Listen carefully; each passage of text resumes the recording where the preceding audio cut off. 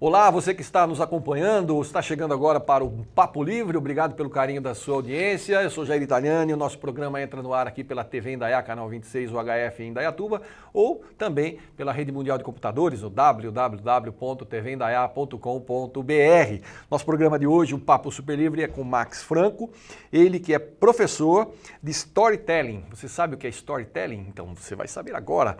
Max, obrigado pela participação. Inclusive o Max tem um livro, né, sobre isso que a gente vai falar também sobre ele agora no programa. Obrigado pela participação e Eu que agradeço, Jair. Falar para o nosso pessoal de casa aí o que é exatamente o storytelling. Bom, na verdade é um nome moderno para uma coisa extremamente antiga, Jair. Eu acho que desde o momento em que o ser humano foi capaz de articular a palavra, que é uma coisa muito bacana a gente imaginar que o que nós fazemos é articular sopro, articular vento. E nós fomos capazes de transformar vento em algo com significado. Certamente não foi do dia para a noite. É muito interessante você imaginar que alguém disse mesa e outra pessoa acreditou mesa. E assim nós temos um vernáculo de centenas de milhares de palavras em cada língua e todas têm atribuições. São signos que têm atribuições e as pessoas entendem. E o que é interessante imaginar é que nós chegamos a um nível de sofisticação com a palavra que a gente consegue até transformar o vento em uma coisa grafada, que é através do símbolo ou através de uma palavra. A palavra é um vento grafado, é algo que chega até a ser poético. E também um nível de sofisticação que nós conseguimos transferir emoções para outras pessoas. Conseguimos engajar as pessoas em projetos nossos, conseguimos convencê-las, conseguimos emocioná-las através da história. A história é extremamente antiga e extremamente moderna. Ela fez sucesso há 100 mil anos, fará sucesso daqui a 100 mil anos, faz sucesso no Brasil, faz sucesso na África. A história é bem contada. Sim. E, na verdade, o storytelling nada mais é do que contar histórias. Eu até, numa conversa que eu tive com o Max, eu disse para ele, é uma coisa que eu tenho essa percepção que um dos maiores fenômenos do marketing no mundo é o cristianismo. Sim. E Cristo foi o maior contador de histórias, até para que pudesse chegar ao entendimento daquelas pessoas mais simples, ele usava de parábolas, que nada mais é do que o storytelling aplicado. Sem dúvida. Os grandes oradores, eles foram grandes contadores de história, porque é um recurso muito poderoso para você engajar a atenção das pessoas. Eu não sei se é só comigo, mas se alguém chegar para mim e disser, Max, eu tenho uma história para lhe contar, eu vou ficar angustiado até o momento que ela contar a história. E se ela começar a contar a história e não terminar, eu vou ficar com mais angústia ainda.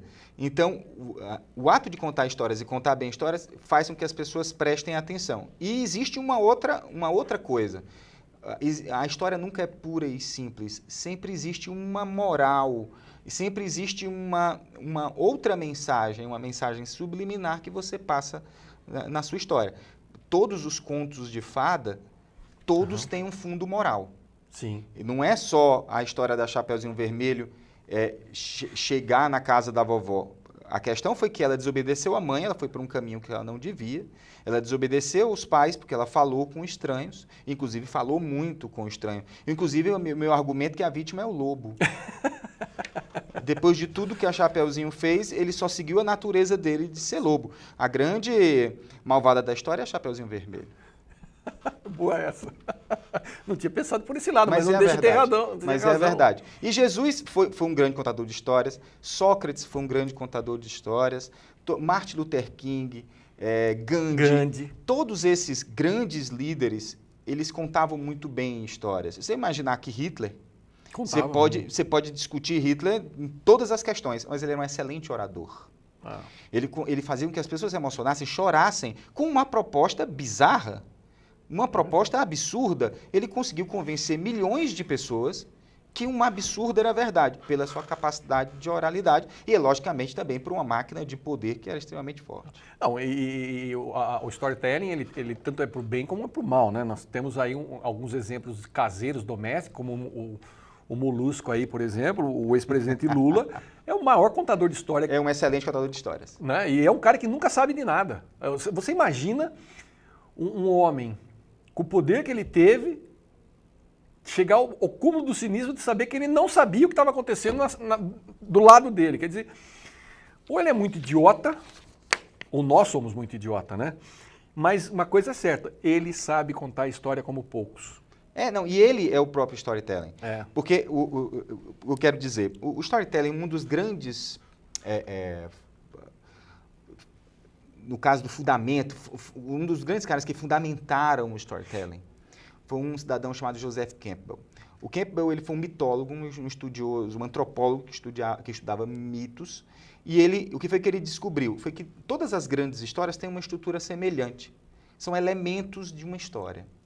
E uma das coisas que faz que a história seja interessante é a gente ter um protagonista, um herói qualquer, que geralmente não quer entrar na jornada. Você vai ver, a maioria dos políticos, maioria não, quase todos, você pergunta para ele, você vai ser candidato? Não quero. Mas estou à disposição do partido. Estou à disposição do país, se for necessário. Ele não quer. Isso é storytelling puro. Depois ele vai passar por séries de dificuldades, ele vai ser perseguido, ele vai descer a mansão dos mortos, ele vai sofrer toda a penúria possível. Por quê? Pelo ideal que ele tem, pela causa que ele tem. Uhum. Então, depois todo esse sofrimento, e naturalmente ele deve ressurgir, ele deve ressuscitar. Como diz a religião, como pregam as religiões, que são storytellings também. Uhum. E aí, o próprio Lula, né, no caso... Ele é o personagem, ele é o personagem do storytelling dele. Ele só teve um defeito. Uhum. Ele não morreu em 2010. É verdade. Você falou isso para mim outro dia e eu pensei muito sobre isso e você tem toda a razão. O Lula teria entrado para a história como o maior político desse país se ele não tivesse... Um excelente estadista. Se tivesse morrido em 2001 ou 2002, não sei. Se ele tivesse morrido... no fim do segundo pleito dele, lógico que se fala de um bocado de coisa que aconteceu nesse período anterior. Sim, mas não havia nenhuma explosão de nada, não existia nenhum escândalo. Se ele morre ali, aquele câncer e tal, ele morre, existiriam igrejas lulianas no país, do mesmo jeito que existem igrejas maradonianas na Argentina. Né? Porque o fechamento era perfeito. Inclusive, o legado que ele deixava de não sei quantas milhões de pessoas. Se pode discutir tudo do Lula, sim, mas a verdade é que parte do seu governo conseguiu tirar milhões de pessoas da miséria. Da miséria, exatamente. Então, era o herói perfeito. Era o estadista perfeito. Eu digo sempre que o Luiz Inácio matou o Lula. Porque se o Luiz Inácio, se o Lula tivesse morrido, o Luiz Inácio tivesse morrido naquela época, o personagem Lula teria entrado nos livros de história como um grande estadista. Assim como Getúlio Vargas. Sim, como Getúlio Vargas. Que fez premeditadamente o suicídio, de forma muito premeditada, e entrou para a história como um grande estadista. E era um sujeito absurdamente ditatorial. Sim, era um ditador. Era um ditador. Sim, mandava matar, mandava torturar. Sem medo de ser feliz. Sim. Mas ninguém lembra disso. Porque essa é a questão do Luiz Inácio e do Lula. Isso, e do estadista. Você não vai ver nenhum deles que era sem defeito. Kennedy era sem defeito? Não. Tinha uma série de defeitos do Kennedy, mas até a condição da morte do Kennedy transforma em herói. O Martin Luther King tinha diversos defeitos também. O Gandhi era racista. Era engraçado, tem uma série de coisas no Gandhi que eram extremamente questionáveis. Madre Teresa era uma déspota. Era, perfeitamente. Uma déspota, ela batia nas crianças, nas pessoas, né? Ela era um... Vou parar no déspota. Mas o que é interessante é isso. O personagem, o protagonista, ele é maior do que o ser, que a pessoa. E nós precisamos desses heróis. Porque esses heróis eles vão nos servir como faróis, como elementos que nos inspiram. A história, o herói, esse personagem, seja fictício, seja real, ele é importante para a sociedade, porque ele é uma âncora moral. Olha, vou dar 2 exemplos aqui que me veio à mente agora. Por exemplo, o Ayrton Senna. Perfeito. Excelente piloto, teve N situações. Se ele tivesse sobrevivido a tudo que aconteceu, parará, ele ia entrar para o Hall da Fama como um grande piloto, um cara que marcou o seu tempo. Mas ele morreu nesse processo.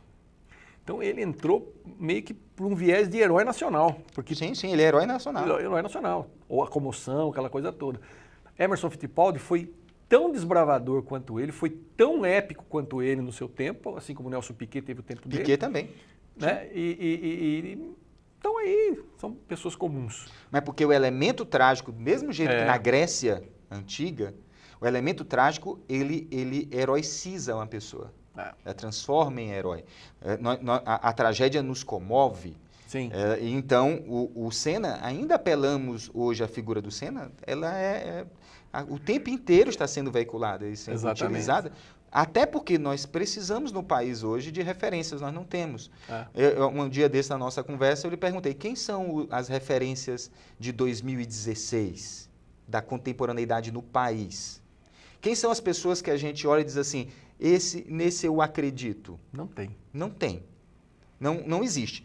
No campo da cultura, a gente vai ter que procurar. No campo da política, ninguém. Não tem. No campo do esporte, nós temos elementos de pessoas com sucesso, mas não obrigatoriamente com referências morais. Não. Então, assim, nós estamos... É uma deficiência muito grande. E eu vejo a questão do storytelling, da história, né? Como ela é conduzida. Eu até li seu livro, devorei ele num dia. É muito interessante aquela história de que o herói, ele tem a jornada do herói, né? Sim, perfeito. Que é isso que você começou a falar, ele passa por um crivo e depois ele tem o apogeu, a ressurreição e tudo mais. E mesmo assim, quando você cria uma história, você... é bem aquilo de qualquer filme que você vai assistir, quando você acha que ufa, deu tudo certo, acontece alguma coisa que não deu tudo certo para que ele tenha, aí sim, o apogeu no final do filme. Então, clímax. O clímax da história. Então, nada é feito, na verdade, inclusive nas novelas que as pessoas assistem aí, nada é feito sem um grande planejamento para que haja uma história moral por trás disso, né? Nem o Big Brother, que é um lixo, na minha opinião, é feito sem um storytelling por trás para tentar envolver as pessoas, cada um contando a sua história. Nós somos todos contadores de história. Se você for imaginar, o Machado de Assis, ele escrevia um livro, passavam meses para que o livro dele pudesse ser lido. Hoje, esse programa que eu estou participando com muito prazer, dentro de pouco tempo eu vou postar a foto na minha timeline, né? É uma história, e eu vou contar a minha história para as pessoas. Nós deixamos de ser meramente consumidores de história para ser contadores. Para ser contadores de história. O celular, o aplicativo, o computador nos transforma em Jorge Lucas. Nos transforma em pessoas que são capazes de contar histórias. Muitas vezes fictícias. Porque raramente você vai postar uma derrota, ou uma foto feia, ou um momento vexatório. Você vai, geralmente, contar só o ponto do clímax, da ressurreição, da parte boa. Essa é a grande crítica que eu faço à rede social. Você não conta a jornada. Você conta só o desfecho. Então, aí, todo mundo é o herói ressuscitado. Todo mundo acha que aquilo ali é o que está valendo e boa. Então, se eu comprar a pessoa pelo storytelling que ela está contando dela mesma, você tem tudo para criar uma decepção. Porque as pessoas não são aquilo. Aquilo ali é o herói que eu criei de mim mesmo. Eu usei um sujeito, uma matéria-prima qualquer, e eu a maquiei. É o meu personagem. É o meu personagem. Agora, o seu personagem é também você. Também não é uma coisa descolada de você. Não, mas não é só aquilo.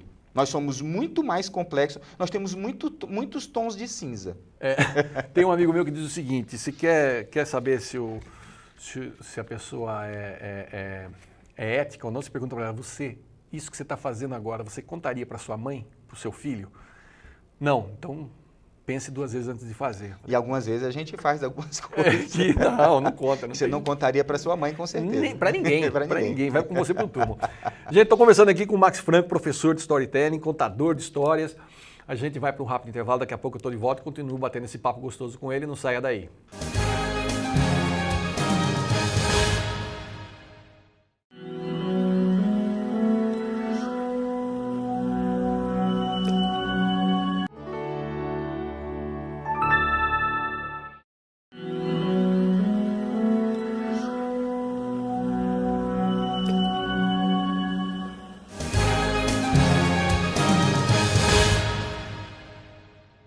De volta com o nosso Papo Livre. O papo é com o Max Franco, storytelling, contador de histórias. Nós estamos falando sobre a história de cada um, a história como ela é contada. O Max, inclusive, tem um livro chamado Storytelling e suas aplicações no mundo dos negócios. E nós vamos falar sobre isso. Ô Max, como é que é isso? Como é que é o storytelling sendo aplicado no mundo dos negócios? Bom, Jair, o storytelling, na verdade, ele é o nosso dia. Nosso dia, a gente perpassa por histórias o tempo inteiro.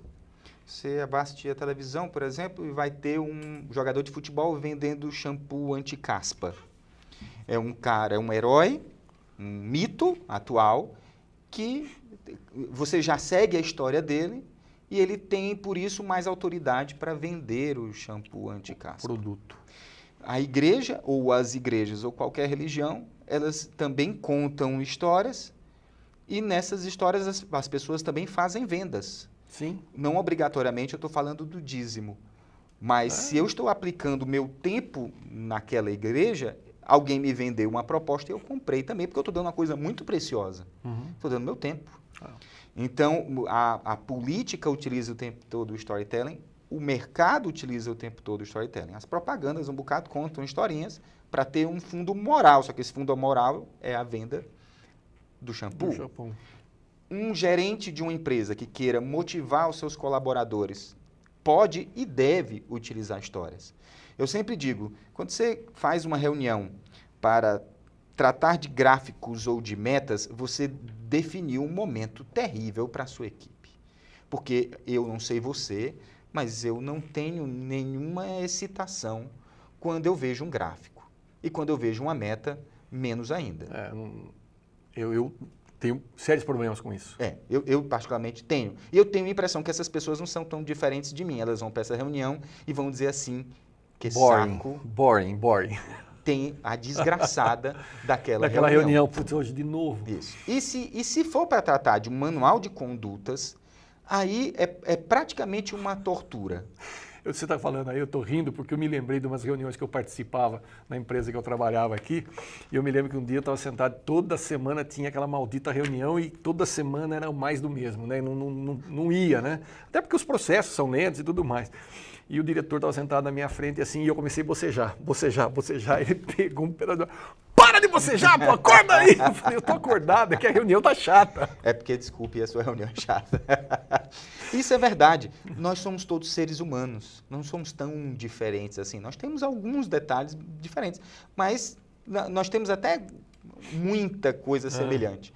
E se o gerente, se o líder da equipe conseguir transformar tudo aquilo que ele quer passar, que ele quer informar numa história, ele vai conseguir, primeiro, a atenção do grupo. Perfeita, uma atenção praticamente total, e depois a mensagem que ele quer passar vai chegar mais fácil. É a tal das parábolas de Jesus. Exatamente. Vai chegar mais fácil. Porque a pessoa seguiu a história e a mensagem saiu. Todo mundo vai entender a moral da história depois. E depois as pessoas vão lembrar da moral pela história. A verdade é que a moral, ela saiu muito mais através de histórias contadas e recontadas em dezenas de milhares de anos, em dezenas de milhares de lugares, do que em leis. Nós seguimos muito mais essas histórias, a cultura é muito mais formada através de histórias do que ditames sociais. Essa é a questão.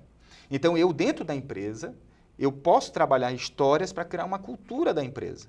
Se você imaginar, por exemplo, Samuel Klein das Casas Bahia. Sim. O cara que vende geladeira na Casas Bahia, ele sabe a história do seu fundador. Que o cara passou em campo de concentração, que a família morreu, que ele foi mascate, vendeu de porta em porta e transformou o seu negócio numa coisa imensa. Isso faz com que o seu colaborador venda melhor geladeira? O que você acha, Jair? Com certeza. Você se inspira numa figura como um dono da empresa, que é uma figura inspiradora. É diferente daquele patrão autoritário que fala quem pode manda, quem tem juízo obedece. Com um manual de condutas frio. É. Isso não vai inspirar ninguém. A questão é essa. Nós devemos ser capazes de inspirar as pessoas. Um líder é aquele que inspira e não aquele que dita. Quem dita é um ditador. Quem inspira é um líder.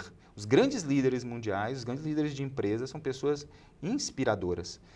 Vamos pensar eu como consumidor da TAM, eu tenho toda a razão hoje de chegar e dizer, vocês não são mais como eram. Claro. O grande inspirador era o comandante Rolim, que eu particularmente achava o máximo ele na porta, lá em Congonhas, na porta do avião receber toda... E ele não precisava fazer isso. Não precisava. Ou ele mesmo entregar o bombom, ou estender o tapete vermelho. Isso é uma filosofia de uma empresa que inspira os seus colaboradores. E às vezes por falta daquele líder, ou porque ninguém seguiu o legado do líder, perde-se. E ao perder, você fica mais do mesmo, cai na vala comum.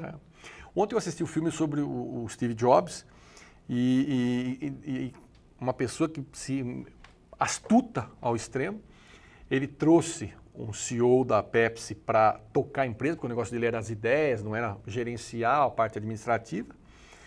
E esse cara mandou ele embora. Foi. Esse cara mandou ele embora.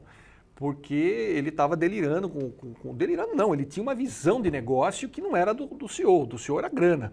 Só que o cara estava vendo no médio e curto prazo, não no longo prazo. E no fim da história é o seguinte, ele voltou, foi reconduzido a empresa, porque a empresa sem ele não era a mesma, justamente por quê? Por causa do legado da liderança. Como não é mais hoje. Como não é mais hoje. E aí aquela história, sobrevive a quanto? A empresa chegou a 90 dias de quebrar, quando ele voltou. E ele voltou, inclusive, com o aporte do desafeto dele, que era o Bill Gates. Então veja como é que o mundo vai virando e como o protagonista da história vai desenhando. E uma coisa que eu não sabia, que quando ele criou aquela Next, na verdade ele criou uma caixa sem conteúdo, porque o que ele queria fazer na Apple, que a Apple não estava fazendo, era vender computadores para instituições de ensino, para ajudar a educação. E a Apple não queria ver dessa forma, então o que ele fez? Ele saiu e criou a Next. A Next nada mais era do que uma caixa, o cubo perfeito que ele dizia, né? Mas não tinha software, não tinha programa. Tinha ideias. Ele tinha a ideia, mas tinha programa, mas ele não tinha. O que aconteceu? A Apple processou ele e foi atrás dele. Nisso, ela abriu exatamente a necessidade de que ela tinha. E foi aonde daí ele desenvolveu o software, os programas que eram necessários para atender aquela demanda da Apple e voltou para a Apple. Ou seja, ele viu muito mais além do que todo aquele bando que estava ali e demitiu ele. E eu falei, nossa, olha que coisa interessante, como é que o cara conseguiu enxergar longe isso? Então a Next, na verdade, foi nada mais, nada menos do que a grande vingança para ele voltar para a Apple 12 anos depois. Quer dizer, um cara que tinha uma visão de longuíssimo prazo, ele não era um cara imediatista. Ele é a jornada do herói perfeita. Também. Mesmo apesar de todos os defeitos do Steve Toda Jobs. Canalice, porque se você vê que a pessoa, ele era um canalha. Ele era uma pessoa bastante questionável. Mas uma das coisas, inclusive, que eu falo no meu livro, quem é o protagonista? Como é que eu defino, como é que eu descubro qual é o protagonista de um livro? Não é só porque fala-se demais dele no livro, não. O protagonista é aquele que quer demais alguma coisa. É aquele que deseja muito uma coisa. Ele deseja salvar a mocinha, ele deseja escapar do dragão, ele deseja terminar a viagem, ele deseja curar-se de uma doença, ele deseja o crescimento da empresa. Quem é o protagonista? É um cara que quer demais. Ele tem uma visão. E ele segue a sua visão e ele é extremamente convicto, ferrenho. Quanto mais, entendam bem a minha colocação, mas quanto mais fanático no sentido de querer muito uma coisa, mais você descobre quem é um herói. Ele pode, no início até da jornada, ele se questionar, ele duvidar, mas depois não. Depois, quando ele entra mesmo. Uma outra coisa que você comentou comigo também é a questão do herói na questão da educação, da storytelling da educação. Eu vejo professores que são realmente grandes professores, grandes inspiradores, e aquela história, tem aula que você vai falar, ai meu Deus, essa professora de novo, não, tudo menos isso. E você vai porque você tem que ter 75% de presença, você tem que aprender e você não sai de lá. Se você não estudar muito, você não consegue ir bem. Mas tem professor que você chega na sala de aula, você não precisa estudar. Você consegue entender. Ele consegue transformar aquela coisa chata, maçante, num momento... algo inspirador, algo legal. Num momento gostoso. Eu tinha um professor na faculdade que ele dava aula CD de sexta-feira à noite. Era aquela aula que começava às 8h30 e terminava às 10h30 da noite, na sexta noite, que você prefere a morte, ou melhor, um botequim. Prefere. Né? Então, a morte lenta e gradual no copo de cerveja. Exatamente. E ele disse no primeiro dia de aula, eu vou dar presença para todos até o fim do semestre. Então, o que nós imaginávamos? Ele disse, coitado, vão ter 5 alunos em sala de aula. Não havia lugar para sentar, Jair, na sala dele. Não havia lugar para sentar. Porque mesmo sendo professor de uma universidade pública, ele era espetacular. Então, existe um elemento, você viu no meu livro, que em todas as histórias existem a figura do mentor. Sim. É a diferença do mestre para o mero professor. Todo herói precisou de alguém para orientá-lo. Se você imaginar, por exemplo, Harry Potter teve o professor Dumbledore. Se você... Caverna do Dragão tem o mestre dos magos. Você vai ver Nárnia tem um leão, que é o Aslan. Jesus tinha Deus que falava, Maomé tinha Deus que falava. Nós temos, todo mundo, uma pessoa que vai orientá-lo. Porque você, naturalmente, o herói ele não conhece o caminho. Quem é o preceptor? Quem é a palavra duque, de educação, vem de conduzir. Quem é o professor? É aquele que guia, é aquele que conduz. É aquele que pega pela mão e diz, vamos por aqui. Então, é interessante, você vai ver, por exemplo, o último filme do Sylvester Stallone, que ele faz de novo o papel do Rock. Ele teve, no início da carreira, um mentor. Sim. E agora ele volta sendo um mentor. Então, todo Pro bom filho herói... do Apolo. Exatamente. Todo bom herói, ele no futuro, caso ele sobreviva... caso ele sobreviva, espero que isso não aconteça com o Lula. Caso ele sobreviva, ele vai ser mentor de alguém. Então, esse é um legado cultural da humanidade. Um cachorro que nasce, ele não aprende nada com outro cachorro. Ele nasce cachorro. O homem não nasce homem. O homem se faz homem. E ele vai se fazer a partir dos mentores que vão orientá-lo. Às vezes mal, às vezes bem. Lamentavelmente, como tudo na vida, vem para o bem e vem para o mal. Bom, Max, e você está desenvolvendo também esse trabalho em empresas, justamente para levar essa cultura do storytelling para dentro das corporações. Perfeitamente. Isso. Empresas, escolas, o que a gente tem feito muito... o executivo, ele às vezes, ele quer parecer que não é humano, né? Super-herói. Ele é o super-herói, ele não tem, assim, essas emoções humanas, ele é um cara de decisões. Isso é um perfil equivocado. Na verdade, nós todos somos seres humanos, nós gostamos de coisas bem parecidas, e todos nós queremos ser felizes, todos nós queremos amar, todos nós queremos fazer felizes as pessoas que a gente ama, todos nós queremos encontrar sucesso, a maioria das pessoas não querem encontrar esse sucesso passando por cima ou machucando alguém, eu acredito nisso já aí ainda, que as pessoas têm noções éticas, mesmo que às vezes não sejam, mas a empresa ela é feita por seres humanos, e é muito mais fácil que eu consiga conclamar, levar, conduzir esses seres humanos a uma determinada cultura, a uma prática qualquer, através do exercício da história, do que através de manuais de conduta ou através de gráficos ou metas. Perfeito. Max, nosso tempo lamentavelmente acabou. Eu quero agradecer sua participação e convidá-lo para voltar aqui outras vezes. Para contar mais histórias. Para contar mais histórias. Né? Você me fez lembrar, inclusive, do filme Narradores de Javé. Você já viu esse livro? Não vi, mas esse filme? Diz. A história é a seguinte, Javé é uma cidade que vai ser inundada por uma grande hidrelétrica. E as pessoas não querem deixar o local porque tem as suas histórias ali. E aí alguém lembra e fala assim, não, e se nós fizermos contarmos a história da cidade de Javé, talvez a empresa mude de ideia e não destrua a nossa cidade. Aí eles foram ver, não tinha nada da cidade escrito. Aí eles pegaram uma pessoa que sabia ler, porque é no sertão nordestino, ele pegou uma pessoa, alguém que sabia ler e escrever, e foram de casa em casa ouvir as histórias de cada um, e cada um foi contando como é que foi para lá, como é que foi a vida lá, a vida do pai, da mãe, do filho, do tal, e foi crescendo, as brigas, as intrigas, as políticas, tudo foi crescendo num grande livro que foi feito através da história oral e transformado aí sim num livro, não adiantou nada, Javé já era. Mas a história conta esse momento da cidade que precisou recorrer aos contadores de história, à população que sabia da história porque alguém já havia contado, para registrar naquele instante, e daí sim passou a ter um registro formal da história da cidade. Deixou um legado. Deixou um legado. É muito legal assista esse filme que você vai gostar, é muito interessante. Uma boa dica. Certo, você aí de casa, obrigado pelo carinho da audiência também. Eu fico por aqui, a gente se vê no próximo encontro. Até lá, fiquem com Deus, muita paz. Tchau, tchau.